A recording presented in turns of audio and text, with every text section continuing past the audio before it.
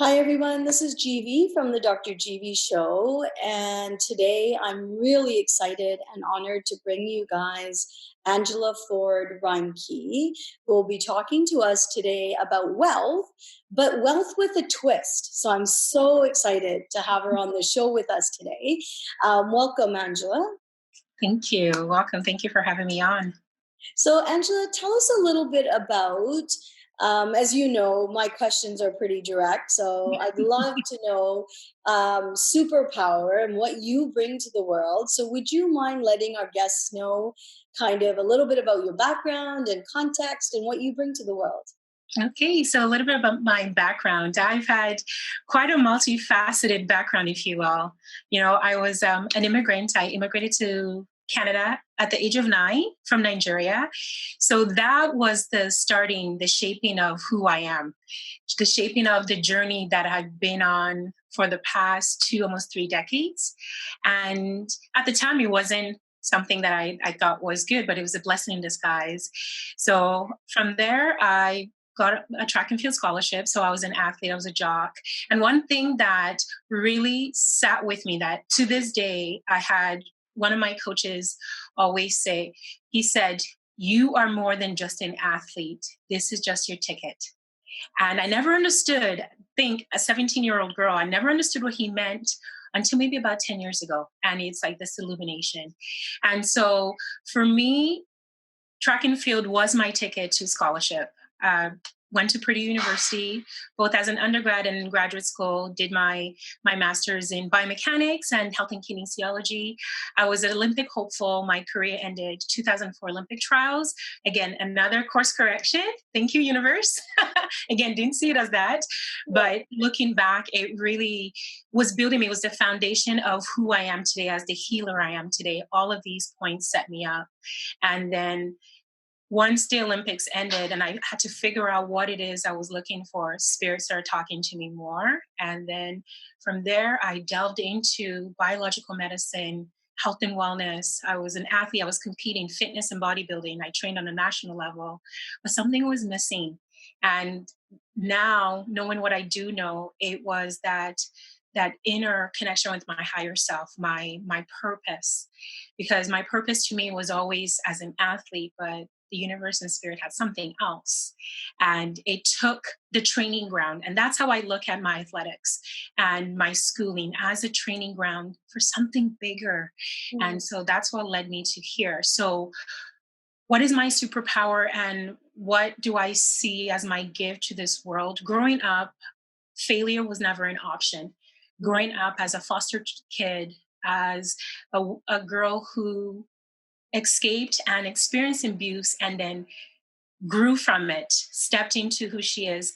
Failure was always something I told myself that failure was not an option. Not in the sense that I didn't try or I gave it was failure is not an option in that I gave up and I believed the reality in which I found myself. So Mm. my superpower is helping women, helping individuals realize their failure is not an option and stepping into the essence of their soul and their strength and building that up so that whatever trials that they experience in life, whatever experiences that life presents them on this journey, that they will always rise to it, however hard it may look. They will always rise to it and know that there's something bigger for them and they themselves are enormous in their soul purpose and contracts. So Yeah. that's my failure is not an option. That's where my superpower is helping people realize that. Oh, I love that. I love that. Um, oh my gosh, so much stuff to explore there. Yes, I indeed. want to totally get into the topic of the ticket because that's it's like what did that ticket manifest? But before I talk about that, I want to say that an athlete, you've got the science background, and yet you use the terminology spirit spoke to me. Now, quite often, in leadership, that terminology is not used. Very rarely do you hear businesses talking about soul, spirit, connection, interconnection, because we've been driven by profit margins in business, in business for so long, revenue, profit margin, those kinds of things. And I'm of the opinion now that COVID is going to change how we look at leadership. Like leadership will Indeed. not be the same anymore. Indeed. Especially in relation to the topic of wealth. And when I think wealth in my micro thinking is money, money, money, revenue, revenue, revenue. And it seems to be this ongoing thing that I've dealt with most of my life. And there never, Angela, seems to be enough money to do the things that I want to do. And I know that there's so many women out there that are business owners, entrepreneurs, that are get stuck in that same place around money generation. So one of the things after I want to hear more about, when spirit spoke to you. But after that, I'd really like to dwell into what does that wealth mean to you? Like, what does that word mean to you? But before, would you mind sharing with the audience when you say spirit spoke to me? What does that mean as an athlete with a science background? Like, what does that mean to you? That's a very interesting question, because that was one that I struggled with for many years. And so when I say spirit spoke to me, there is the one aspect of spirit actually seeing the essence of beings speaking to me. The other side of the coin was my higher self, that inner knowing. So as an athlete, when it came to visualization, when it came to meditation, I did walking meditation, in the sense that meditation to me, when spirit came, wasn't the you sit in the lotus position, you have your mudras and your mantras. For me, spirit showed me positive affirmation through visualization. So I would see my entire race. And for me, I did the heptathlon. So that was 7 events. I had to get ready for 7 events. Every single event was a new opportunity for me to regroup. So spirit always came to me. And there was always a couple of events that I knew, like, ooh, spirit's about to come in hard, because I have a love-hate relationship with this event.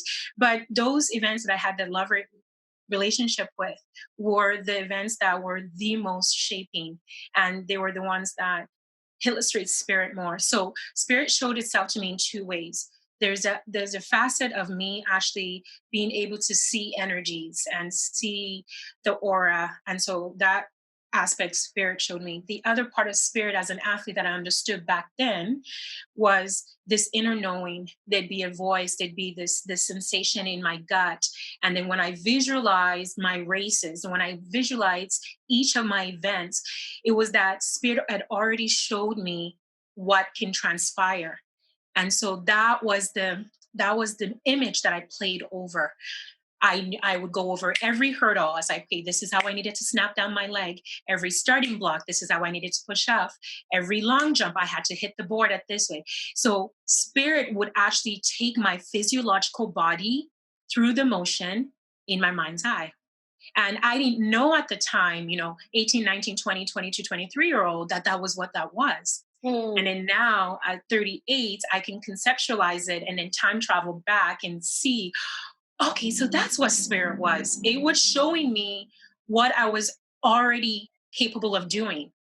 And it literally walked me through it, because the physical body and physical vessel had trained for it. My body knew what to do.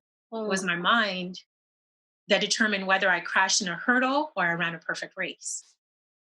That is, you remind me of a story, and the story is that a man asked three blind men to feel an elephant and tell him what it was. And one man felt the leg and said, it's got the strength of a tree trunk. It's got to be a tree trunk. And the second one touched the tail and said, there's got to be a rope. It's a rope. And the third one touched the ear and said, it's got to be a fan because the ear feels like a fan. Now, the interesting thing was that all three of them did not have the complete picture of what the true essence of the elephant was. And so when you talk about this race, it reminds me of, the possible three things that need to come together for us to understand the truth of the elephant, that it's not about just the leg. It's not just about the tail. It's not just about the ear. So it's not just about the visualizations. It's not just about the practice. It's not just about, how motivated you are to win the race, but there's got to be that magic formula that comes together. And yeah, I'm getting goosebumps now. Crazy. Right? Me Yeah. too. Woo, see, Like spirit is with us now. like, yeah, how wild is that, right? As I'm listening to your story, I'm like, it feels like when you were preparing, even though it was a very physical experience, but somehow you were experiencing the magic of all three of those things coming together. Absolutely. Absolutely. Yeah. And at the time, I just had a knowing. I really can explain it because, you know, part of the wisdom of growth and ascension is going through the experiences. Hmm. And at the time, you may not be able to conceptualize it in the way that we're conversing now. Hmm. But spirit always knew, my higher self always knew. I just had to catch up to it. Yeah, absolutely. So, Angela, walk me through how, like, let's continue with the ticket, right? So, Yeah. when you think of that experience and recognizing what you had to do to prepare for that experience, how did that prepare or not prepare you to be in business as a female? Well, that ticket, literally, that was my first true, okay, rephrase, I'm going to back up. My second true um, connection with wealth because the scholarship had a monetary value. Mhm. So the university had invested a monetary amount for me as an athlete, and my talent was being monetized. Ah, And interesting. so I was a student athlete. The student for me was my ticket to higher education. The Mhm. athleticism was my ticket for me to attain the higher education. So energetically and physically, my God given athletic talents and abilities were being monetized.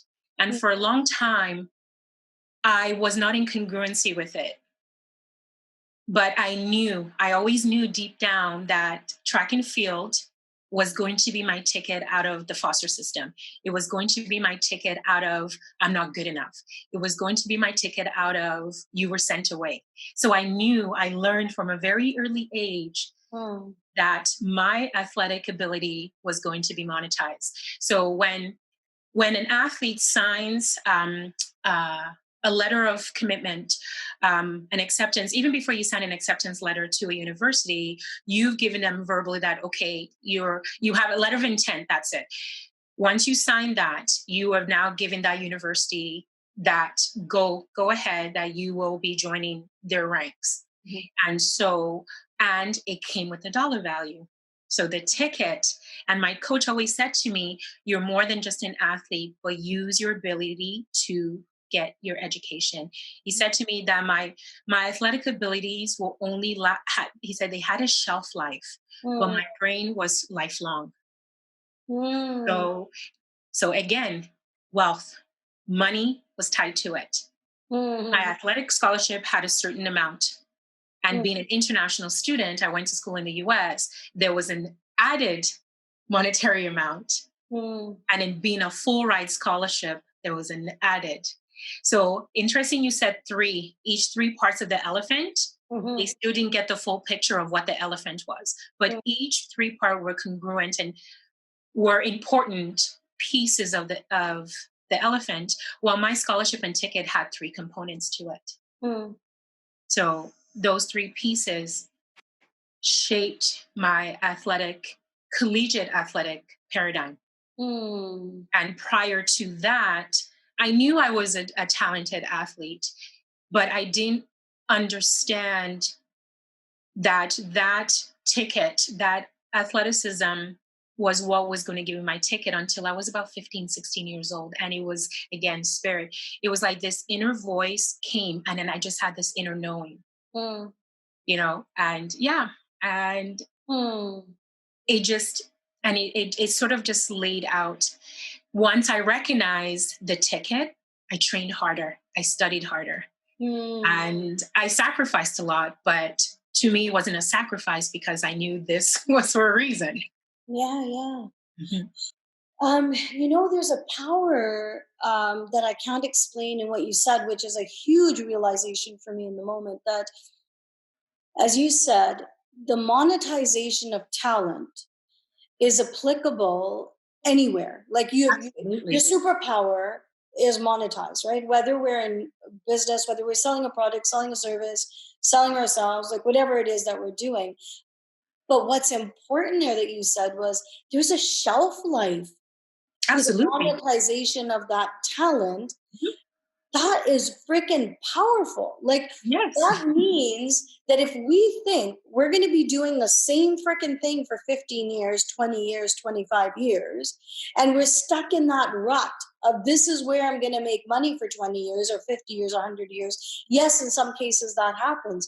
But given that we organically are developing all the time, even if we did no professional personal development, we organically, naturally are developing all the time. So therefore, our talent is shifting all the time. Therefore, the shelf life is shifting all the time. And so therefore, at what point do we sit back and say, what is my talent right now? Like, what is that superpower that I need to monetize in this moment?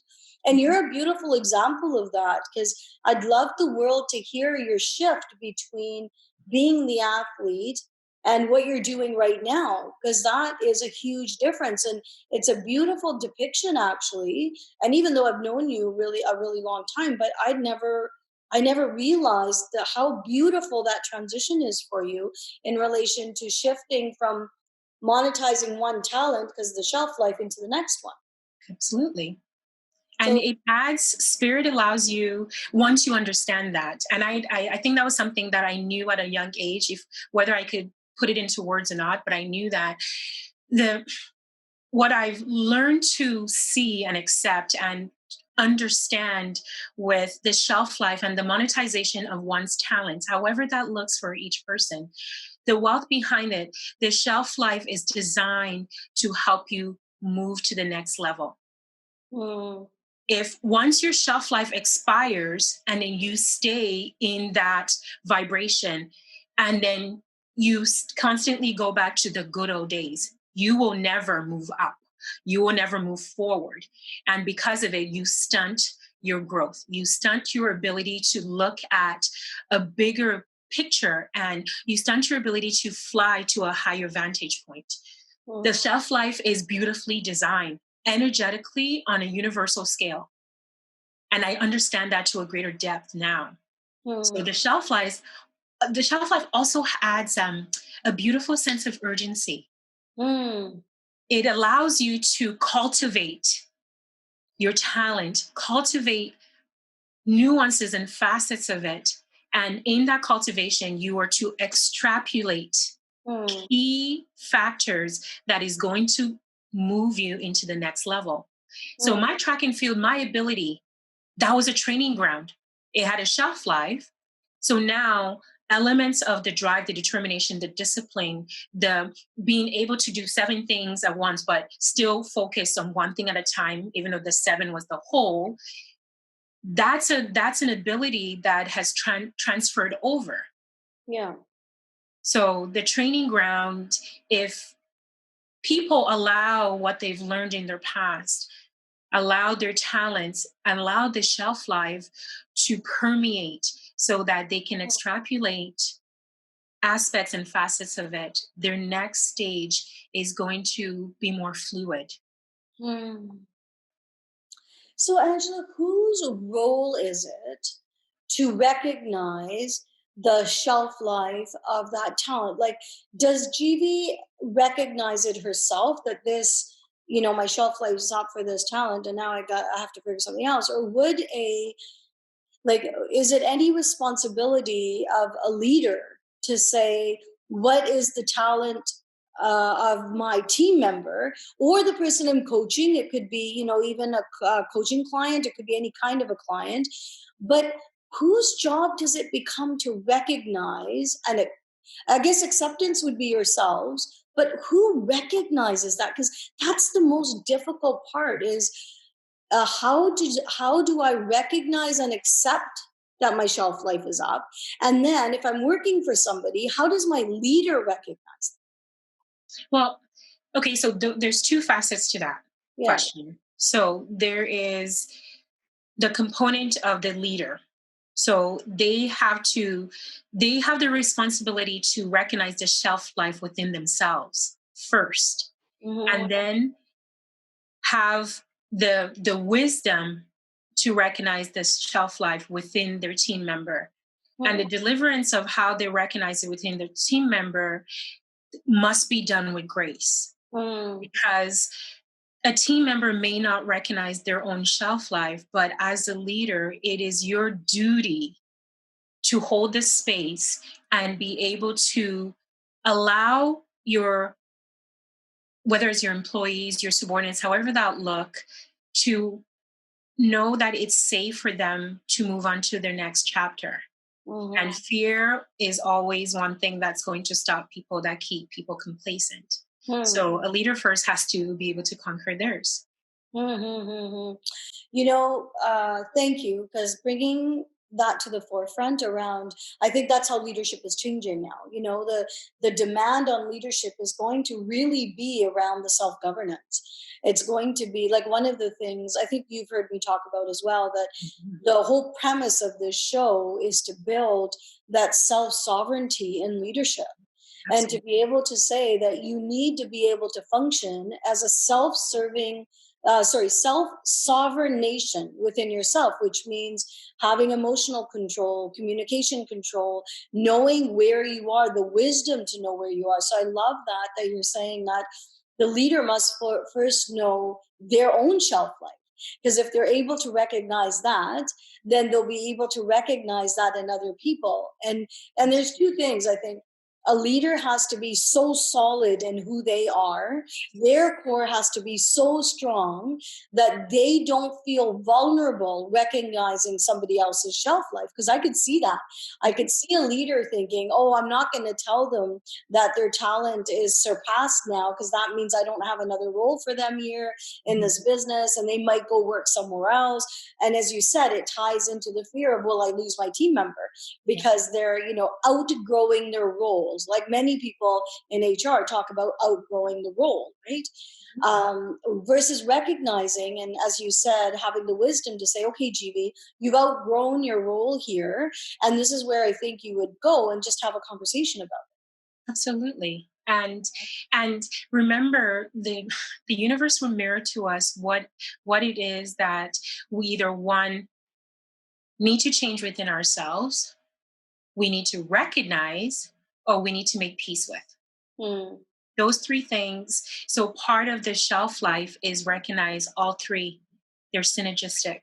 Mm, So being able to one see that within ourselves and within any leader, CEO, manager, however that looks, mm, once you're able to see that within yourself and not just see it but accept it, it's that surrender.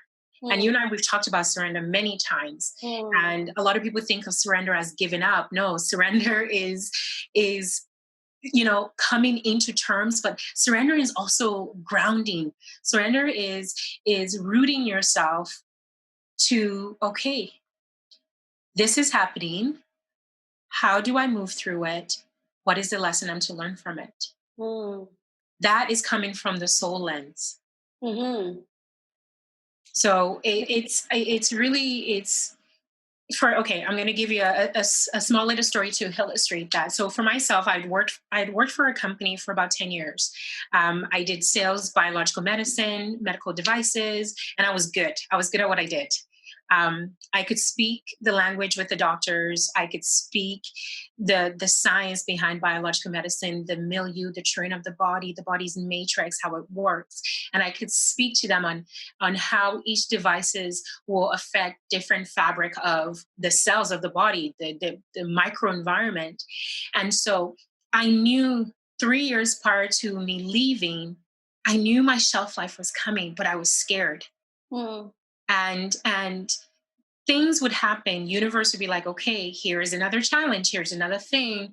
When are you going to surrender and allow what's to unfold so you can move through to something else? mm, And it took 3 years for me to finally surrender.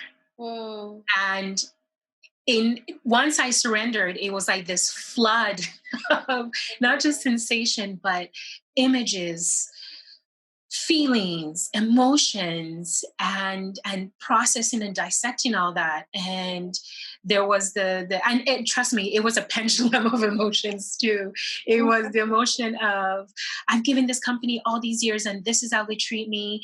I know my stuff. What is this? Like, why isn't this working out? So I had an array of, and very multifaceted. And trust me, there was some choice epithets that I would have conversations with myself that I would use.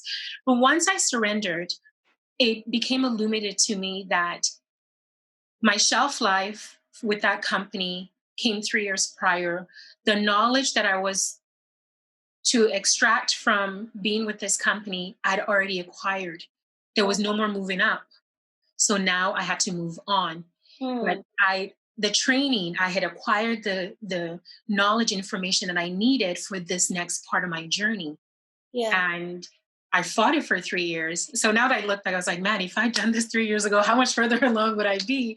But with that said, even my stubbornness or my inability to move forward because of fear or however, whatever I felt, loyalty, and that was one thing too, misplaced loyalty as well. Hmm. And but they all happened. I contracted to work in that sphere, in that realm, because even that 3 years had a major impact to my level of growth now.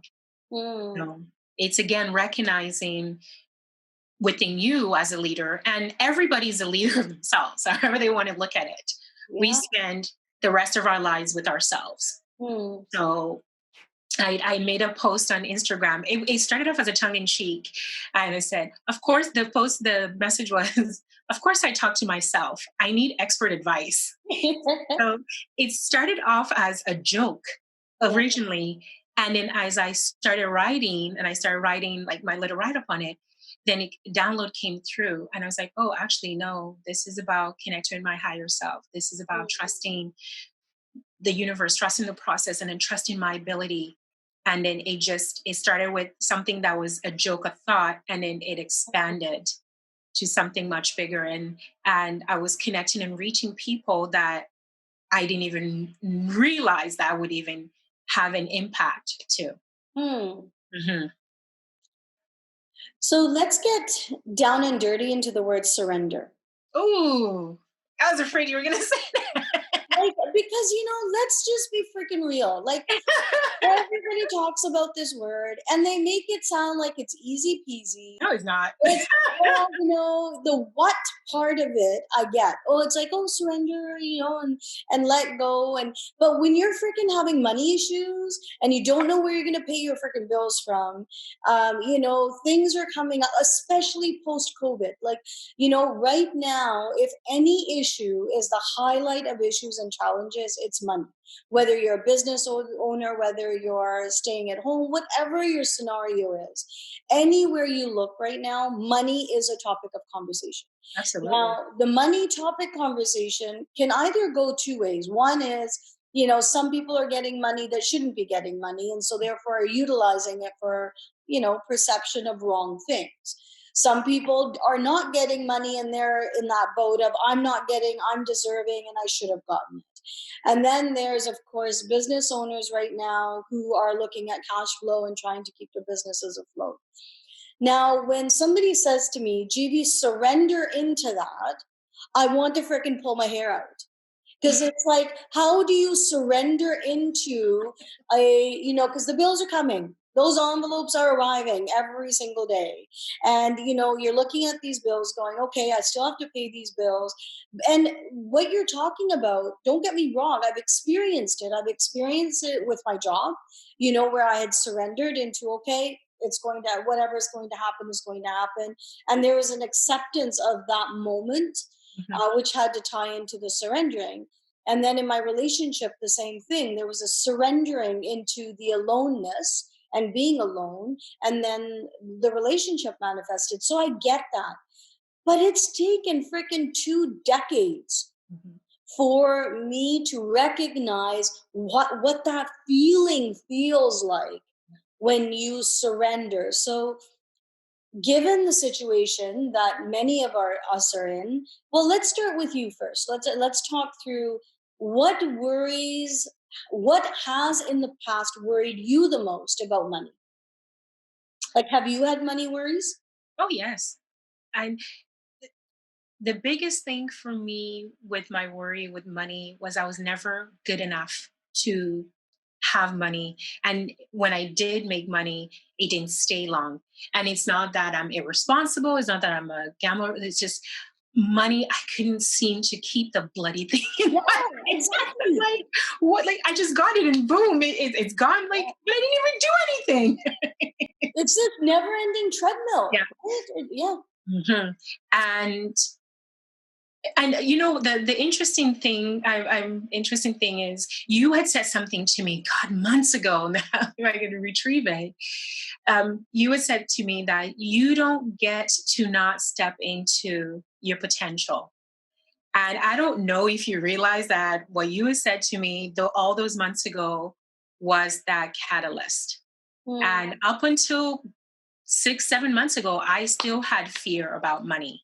I still had this sense of I'm not good enough about money. Yes, I was making money, but it wasn't the kind of money I wanted to make. mm, And that phrase that you said to me, I haven't told you this, but mm, it it was that this shift. mm, And it was like, I know I'm going to bring it back to spirit. It was like what you said was a sign from spirit for me to listen. mm, It wasn't getting through a lot of ways. So they're like, okay, well, we're going to try a different tactic.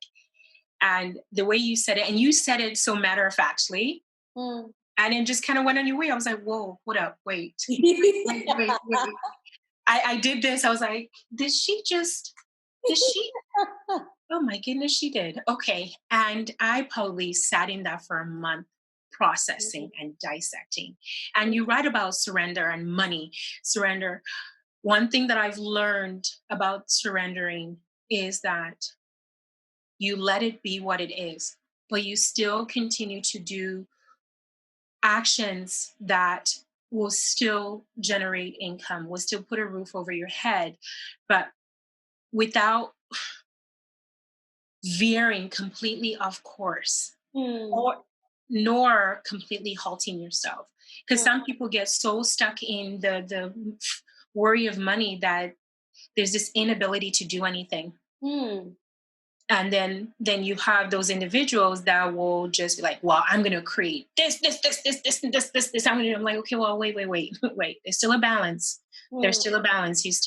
You're sitting on the seesaw. So money is money is a vibration. mm, And the amount of money each of us make, the amount of money each of us see is the story of the vibration we bought into. mm, So, when somebody sees a very wealthy person, well, for them, they're on a different vibration with money as an energy than somebody who doesn't. mm, One can say it's part of their life lesson, the karmic, however it looks, but we all have um, a vibrational level that we align with money. mm, And regardless of COVID is just illuminating on a different angle. mm, And COVID is showing us if we're really ready to move out of that vibration. interesting. Because if we don't, then we're just going to perpetuate the cycle, and that solidifies where we're going to stay for the rest of our lives. I Mm, know it sounds um, ominous and like, oh my gosh, no. It's that we're in this transition to make a decision, to make a choice, to surrender. So money is just an energy. If we surrender okay, money, you're an energy. How do I make more of you? And how do I clear my belief about you? mhm, So one of the things that I had to get clear with money was that I didn't feel I was worthy of money. mm, And I felt my energy towards money was I didn't trust money. mm, Well, and then money spoke back to me. Well, if you don't trust me, then I'm not going to hang around. Just like a friend. If you don't trust a friend, why are they going to be your friend? mm, Money's the same way. It's an energy that you read, and mm. it reads you. You If know you how crazy that sounds, right? I know it sounds completely bananas. Totally. Totally. But that's the reality though. So that's why I use the analogy of saying, if you have a relationship with somebody Mhm. and you tell them, I don't trust you, Mhm. why would they continue to be friends with you? Yeah. Why would they hang around with you? They'll Mhm. come around once in a while if somebody else is there. You're like, okay, I'm cordial. Yeah. If you don't trust money and you don't vibrate with money, money will be cordial to you, but money's not going to expand for you. True enough. True enough. And I actually really love what you said around the action, right? You can't just sit back and not gain momentum. Mhm. You have to still continue to put your foot forward, Absolutely. at the same time changing your relationship. So how did you, Angela, get to understand that what would the layers that were running in relation to your relationship with money? Like, walk us through how that understanding came about. That understanding started probably about seven, Jesus. That understanding probably, like, ooh, epiphany. Um, that understanding probably started about 7 years ago. That I truly, it was when I had bought my first condo all by myself. I'm like, okay, I finished graduate school and okay, I'm making money. And then, holy shit, I've got bills to pay. Oh my goodness. Okay, I made a paycheck, but half of it is already gone. And then I started looking at where my money was going. Hmm. Where was I spending money? And it wasn't just, okay, the Starbucks coffee or the gym membership, really where my money was going. And then I started following the trail of money, like its Hmm. energy trail. So I would spend money on something and then I tap into its energy. Okay, Hmm. so I'm spending this money on this. So, but what am I spending it for? What is it? What is it getting me? Yeah. And so I would do that exercise for a while. And then I'd saved up enough money. I bought, put a down payment, bought my condo. And it was like a couple years went in, I kind of forgot about it. And then I'd go through another like lull. I'd make money and then I wouldn't have much money. I'm like, okay, what is going on? Then that voice would come again. And then I'd do that exercise. I'd follow the trail and I'd tap in. And probably about a year and a half, 2 years ago was when it illuminated that I didn't trust myself, nor did I trust money. And then I started doing conscious work on money. And not just money, the big part of it was my underlying emotional conflict. Hmm. And that was it. Because money was just showing me what I had buried deep that I wasn't happy with. Yeah. And so if I wasn't happy with it, I'm not going to be happy with money. Hmm. And so we make society, I think we've been taught and it's been passed down generations. So it's in our DNA and our nucleus, and we sort of just repeat it over in our matrix that on the one hand, you get told money is the root of all evil. No, it's the love of money is the root of all evil. But people have to understand it's not even the love of money. It's not that you're loving money. You're loving what money affords you. Hmm. You need to separate that. Hmm. And yes, you want nice things. Yes, you want a roof over your head. Yes, you want to, have food on your table, and you want to have a little bit to just have for the rainy day. So understand that you love what money affords you, what it does. It's not the love of money, but we also need to appreciate money. And that was the biggest thing that I had to learn is appreciate and give thanks to money. It's energy. And once I gave that appreciation, it opened up and transferred to appreciating myself, Hmm. and then taking the steps. And I was told years ago that every idea that we've ever had, every invention, is the idea is already out in the universe, in the ether. It's just your vibrational level has to connect with it. And Yeah. then once and hundreds of people's vibrational connection with that one idea, it's the person that gets to it first with gratitude gets the download. Understood. Yeah. Yeah. So how does Sorry, so many questions on that because such a powerful topic, right? I love what I'll start with what I love about what you said around following the money trail, right? Yeah. Is following where did I spend it? Well, how did I spend it? Why did I spend it? Like, I think that just shines this floodlight Yeah. on expenditures and spending, and even though it feels mucky, like it's Mhm. not a good feeling to look at that because it's like highlighting everything that you may or may not be doing correctly, right? Yeah. I remember when I was in the deepest of money issues, and I had a pile of bills, like literally a pile of unopened envelopes. Because at that point, there was nothing to pay them with. So why open the envelope? Like there was just piles of envelopes. And a friend had come over and she said, "What is this?" And I said, "Oh, they're probably bills." And I had made this huge assumption that they were bills. And she said, "Well, at least open them." And I'm like, "Well, why would I open them? There's no money to pay them." And she's like, "Well, let's open them together." And she said, "But what I want you to do is every time you put the letter opener into the letter and open it, I want you to send the sender love and gratitude." And Yes. I looked at her, and at that time, you're in the deepest of the darkest. You're walking the dark night of the soul. And I'm just like, this lady's lost it. Like love and gratitude to somebody who's sending me a freaking bill. Like, it was not at the top of my priority list. But she said, "Yeah, we're going to do this exercise, and that's what you're going to do." And she said, "Even if you don't feel it, you're going to say it every time you open the envelope." So we started opening the envelopes and we started making piles of just letters, things we have to throw away, and bills. And out of that pile, and no joke, the pile was about yay high of envelopes. And I would say less than 5% of them were actually bills. Wow. And Angela, I hadn't opened them for months. This wasn't something that was weeks. I hadn't opened them for months, just assuming that the entire pile was bills.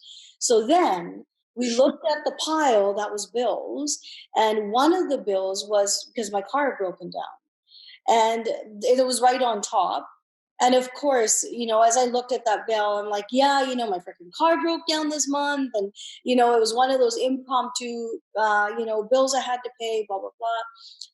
She looked at me and she goes, "The day your car broke down and you had to take it into the mechanic shop, what if that mechanic needed to pay his bills, her bills? What if they had a child at home that they had to bring food to? What if they had to pay an employee who needed money that day just because your car broke down?" Ooh.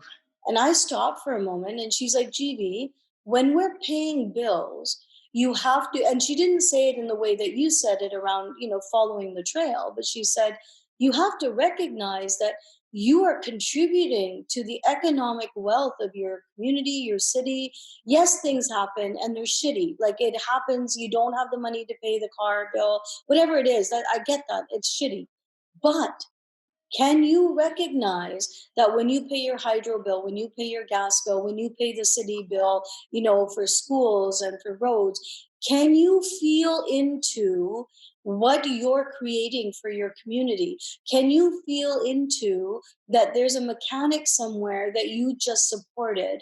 Can you feel into the fact there's a teacher somewhere that you support when you pay the city bill? That there's a garbage truck driver somewhere that you support when you pay your city bill. And Angela, I have never looked at bills the same again. Like it was such a mind altering feeling of, wait a minute, like everything we feel so negative about in Yeah. relation to, the bills are piling up and blah blah blah, all of a sudden starts to shift around building in a small part economic wealth. Mhm. And so your following the trail reminded me of that story of, in a different way, that's what it was. It was energetically, like I know it's not everybody's going to want to hear the energetic trail of money, but you're right. The reality is there's a certain vibration. So that brings me now to my question of vibration. So if there is a vibrational frequency that I'm missing, like say if there's this collective consciousness somewhere up there that I need to connect to, how do I prepare myself to actually be that frequency so that I can be the person that downloads it? You're not going to like this answer. It starts with surrendering. Of course it does. That's And not just the surrendering is like, okay, you don't do anything. No, surrendering does not mean inaction. It means, okay, you accept that it's a much bigger thing. And in that moment, you are one aspect, one piece of that puzzle that makes the collective. Just like you said, with supporting the community, the building the community well, you're part of that community. So when it comes to that paradigm of it, you need to surrender. You need to surrender that, okay, this is happening, bills are coming, how do I surrender and move through it? Hmm. So for you not opening those letters for months and months, what you missed in the element of not opening the letter is when you open the letter, you release the energy. Hmm. One, the energy that you've kept, that's kept you in that, oh, it's another bill, geez. But it's a subconscious filing. And then the energy that's in those bills and in those letters, they themselves have an energy. So Hmm. when you open it, you release the energy, and then that energy is going to amalgamate with your energy. And when you surrender, there's a balancing in a middle point that happens. Hmm.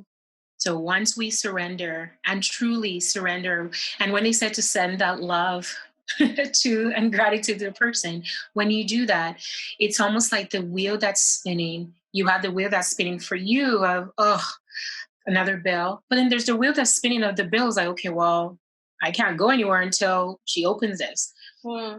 You stop that spinning, and then there's a Hmm. stillness that happens. Hmm. That's what happens when you surrender. You find that stillness. Hmm. I like that. So surrendering, if we look at an algorithm, surrender equals stillness Yes, within that balance. Oh, absolutely. I like that. Absolutely. Because Yeah. the other thing that people will look at surrender is for those who have always followed the bell curve. Surrendering is also the outlier. Hmm. Because remember, the outliers always throw off the curve. Yeah, yeah. Oh, I know that. Right? And when we look statistically, the outliers are like, dang, you just messed up the grade, the curve.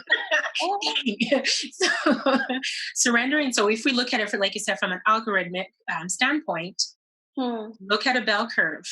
Hmm. Surrender is the outlier. Yeah. And so when you have the outlier, it's almost like the outlier is just sitting there by itself. Hmm. But that outlier has the power to throw off the entire curve. Yes. So when you surrender, you step into the outlier. There's a stillness out there. Hmm. And you just sit with that stillness and let the curve get thrown off. And Hmm. then you make your step through. Love that. Love that as a golden nugget. Yeah. So yeah, the you're right, because there's only got to be one thing that's going to ripple it.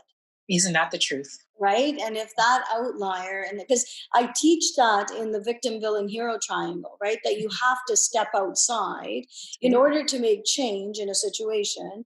You have to step outside the victim villain hero triangle and not play any one of those roles, Mhm. to be able to see the situation more clearly in what role you're playing. So the outlier is no different. There's a ripple effect, as you say, that will cause. That is freaking amazing. Sorry, I'm just freaking having a moment right now. Like I've never, even though I know what the surrendering feels like, but I've never been able to pinpoint why. And you're right. You do become the outlier, and it is a strange place of stillness, and stillness not meaning silence, not meaning I'm sitting on my Exactly. couch, doing nothing, but it's just a movement. It's like you're just doing something day to day without being tied to the outcome, or as you said, not being tied to a bell curve. Absolutely. Frick, woman, that was awesome. That was awesome. You know what? I can't even take full credit for that because as we're talking, I know we're talking to an audience that's a little bit on a different level in that sense, the CEO and the healer, but we all have that inner CEO and the inner healer. They're an archetype within Mhm. every one of us. Yeah. So, like our entire conversations, like spirit has just, it's funny because our spirit guys are sitting here at GV right now with a bowl of popcorn. I'm like, yes, my girls are getting it. So, Love yeah, it. You said it so beautifully that, inside of us, the CEO and the healer exist. And I think, to be really honest, and I know some people are going to probably write comments about this, but I'm going to say it anyways, because when do you know me to hold back? I think that is what has been missing in women leaders, is bringing that healer to the front too. Is, we've behaved as CEOs trying to be equal in a male world where generally you'll see, male leaders have in the past seen male leaders. So you've seen women really jump into that masculine energy to delegate, and assert, and all those beautiful things that women have had to do in relation to, the feminist movement, to be able to be perceived as equal. But I think one of the things we lost during that was the beauty that rests in the healer. And we see it. We see it in Dr. Bonnie Henry. We Mhm. see it in Jacinda, the Prime Minister of New Zealand. You're seeing it in all of these female leaders that are Maybe now Margaret presenting. Thatcher. You saw Yeah, that, like when she was the British Prime Minister. Yeah. yeah, like we're seeing a different type of leader, a different type of CEO step forward. And we look at them and say, wow, that was pretty amazing. Mhm. But what we don't do is, what are their characteristics that we need to bring forward in ourselves that are now acceptable, Absolutely. that may not have been acceptable before? Mhm. And that shows up in how we present ourselves as women leaders. It shows up in the clothing we wear. It even shows up, and this can be so silly, but even shows up in the color of our laptop bags or phone Yes. covers. Yes. I was such a freaking rebel. I used to always carry a pink laptop bag and a pink phone. I was like, if you're going to judge my intelligence based on the color of my things, then go ahead and do it. But I am not going to conform, right? Uh, Not surprising at all, right? Oh, So yeah, I think leadership is definitely changing, and I hope the mindset of money is changing with that, right? So absolutely. we've got about 10 minutes, and I just want to talk a little bit more about you in relation to, not only, of course, we'll get to the logistics of, how does one get a hold of you, how do people work with you, because that's really important, because the whole idea of this program is to make sure that we're bringing the CEO healer heart forward in business women. And I know you're a business owner as well, and you know what the trials and tribulations of running a business, especially now, are. But I want to hear more about what kind of a person comes to see you. Like, what are they feeling? What kind of pain do they have? And I don't mean physical pain. So, Yeah. Yeah. when a patient approaches you, what is going on for So the women that come to me are, and I get a spectrum. I get the CEO, I get the healer, I get the mother, I get the housewife, and a common pain point for each of them is one, they're trying to find themselves. Two, they're trying to speak their truth and they don't know how to even begin to do so. them? And three, they have this underlining emotional conflict on their self love and self worth that they've kept buried, but it's now creeping up. Mm, So for me, it's helping them to show up as that best on purpose self. mm, So with and accepting all facets of themselves. And so which segues into building the soul strength. mm. The soul, think of the soul as your backup to your backup generator. When all the other angles are done, your physical vitality, your mental vitality, your emotional energy, those are all tanks. You're running on empty. Is the soul strength, the spirit, the soul strength that will always top you up. Hmm.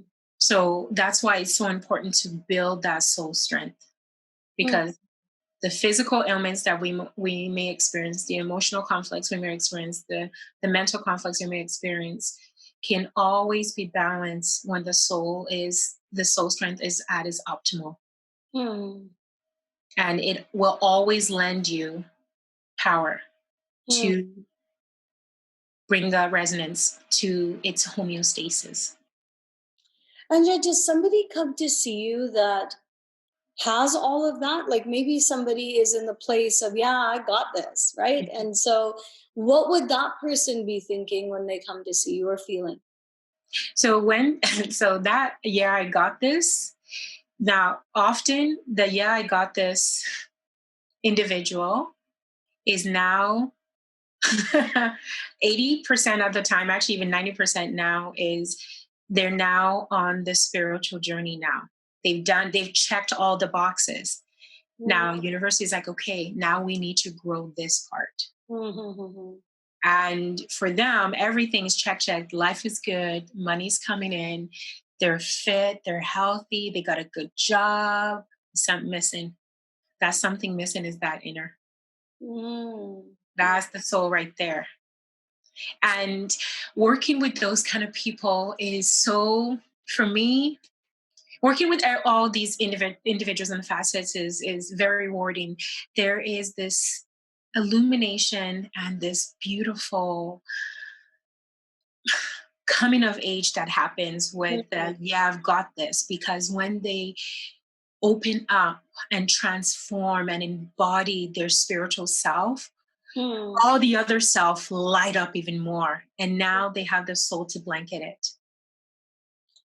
Yeah, and for me, as you know, my life is a freaking open book, and so of course I see you as a patient as well. And one of the things that was interesting for me, it was like I got this spiritually, but physically my body was falling apart.